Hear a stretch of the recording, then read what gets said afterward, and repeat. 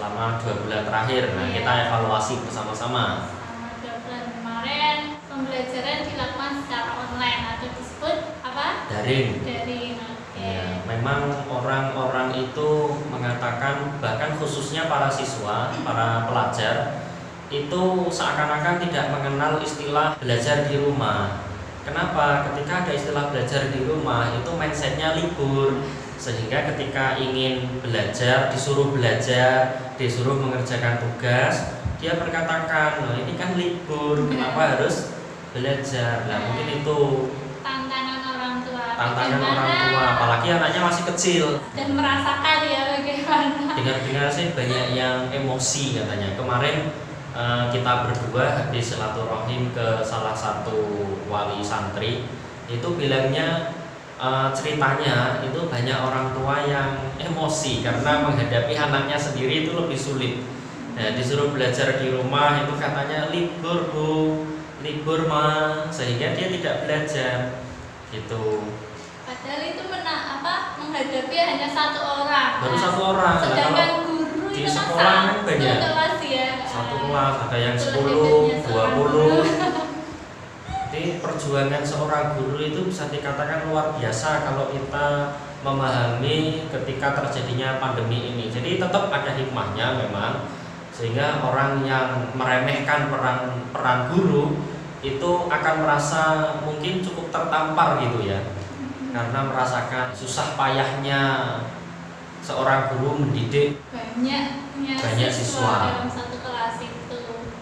Nah, karena satu anak aja itu karakternya kan beda-beda. Iya. Sekarang orang tua hanya mendidik anaknya sendiri padahal. Ya, itu sudah sulitnya itu minta ampun, banyak yang emosi ya kan. Banyak yang ada yang perang juga dengan anaknya sendiri, ya itu juga banyak. Nah, sekarang gini, kita evaluasi kira-kira efektif nggak belajar selama daring. Kita khususnya bicarakan pelajar yang lebih dewasa sedikit lah, mungkin usia MTS, SMP atau SMA alias sederajat. Menurut para orang tua ataupun siswa ataupun guru, apakah efektif pembelajaran selama ini yang dilakukan 2 bulan terakhir ini kurang lebihnya?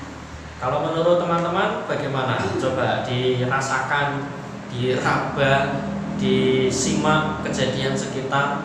Apakah pembelajaran daring atau secara online ini efektif? Kalau kita pandang, yang pertama, ketika pembelajaran dilakukan secara daring atau secara online, yang jelas itu akan membutuhkan yang namanya super paket kuota internet. Nah, sehingga ini akan membuat orang tua atau mungkin pelajar yang dari kalangan di bawah standar itu akan merasa berat. Kenapa? Karena akan memakan kuota internet yang lebih tinggi dibanding di sekolah. Tapi ya untuk saat ini kalau masalah itu sepertinya sudah terbantukan ya, soalnya banyak kartu-kartu internet itu udah yang memperlakukan gratis internet untuk mengakses, banyak via WA ataupun aplikasi yang biasa digunakan. Itu mungkin ya tidak terlalu mengeluarkan internet yang lebih, soalnya kan itu ya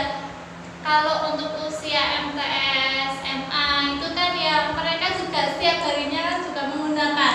Beberapa kuota itu memang dari pihak operator banyak sekali juga yang memberikan fasilitas kemudahan untuk akses internet gratis. Tapi terbatasnya apa? Untuk mengakses katakanlah seperti Ruang Guru, Zenius atau aplikasi-aplikasi pendidikan semacam itu. Ya, itu kan yang mungkin aplikasi yang digunakan khusus untuk pendidikan. Nah, jadi yang bisa dibantu lah. Kalau untuk yang masih menggunakan WA ataupun itu kan ya mungkin aplikasi umum ya yang semua orang gunain, jadi ya untuk operatornya tidak ngasih itu, tapi kan juga ya lumayan lah ya untuk mengurangi. Ya, kalau pembelajaran lewat WA biasa seperti katakanlah guru nulis sebuah tugas, nah itu bisa dikerjakan, insya Allah tidak akan makan banyak kuota. Cuman tidak sedikit juga Bapak Ibu guru yang kadang memberi tugas itu sebuah link YouTube, nah sehingga harus ketika ingin mengerjakan itu harus nonton dulu sampai selesai. Iya kalau durasinya 1-2 menit. Kalau durasinya 10 menit, 20 menit, bahkan 1 jam, itu gimana? Bukankah itu akan makan internet? Itu hanya sekali tugas, belum nanti guru yang lain, belum nanti mata pelajaran yang lain. Itu pasti akan menghabiskan banyak kuota, sehingga banyak orang tua juga yang mengeluh, ya kan? Banyak yang mengeluh, bahkan sebagian juga ada yang protes, katanya tidak mau bayar SPP karena pembelajaran sangat daring. Ini saya rasa sebuah sengketa yang cukup luar biasa. Pemerintah juga harus tetap memperhatikan ini. Mungkin dari pihak desa atau kecamatan memberikan fasilitas berupa wifi gratis gitu kan, akan membantu. Ya betul nggak? Nah, itu yang pertama dari segi paket internet. Segi efektifnya, bagaimana pemahaman siswa ataupun siswanya itu untuk kemajuan lah. Kemajuan siswanya itu bagaimana kalau selama masa pembelajaran daring ini? Ini pertanyaan yang cukup sulit ya. Kurang lebih begini, untuk efektivitas belajar ketika pembelajaran dilakukan secara daring atau melalui online, apakah ini seorang pelajar atau siswa-siswi ini bisa berkembang sebagaimana apa yang dimaksud? Ini sebetulnya tergantung, terletak pada siswa atau pelajarnya itu. Ketika seorang pelajar itu betul-betul mengikuti anjuran, mengikuti pola pembelajaran, insya Allah akan mendapatkan lebih, akan mendapatkan banyak. Tapi ada juga pelajar yang gak patek niat sekolah, tidak terlalu punya niat untuk belajar. Kadang ada juga siswa itu sekolah karena terpaksa, mungkin karena dipaksa orang tua, mungkin karena menghindari pernikahan dini. Nah, bisa jadi. Nah, ini juga akan menghambat sebuah pembelajaran. Sehingga ketika orang tua yang nyuruh, "Nah, ada tugas enggak hari ini? Ayo kerjakan." Bagi yang pelajar yang masa bodoh, kayaknya tidak akan pernah mengerjakan. Kenapa? Karena dia tidak ikhlas dari dalam hati untuk mengikuti sebuah pembelajaran dari melalui offline saja kadang tidak terlalu maksimal, apalagi lewat online yang di luar kendali Bapak Ibu guru bahkan orang tua. Nah, ini saya rasa tergantung pada pribadi masing-masing. Sebetulnya semuanya ada hikmahnya. Selain dari sisi siswa ya, dari sisi siswa, dimana kadang juga siswa itu kan juga berpengaruh kepada gurunya. Ketika seorang guru, ketika pembelajaran daring ini gurunya hanya ngasih tugas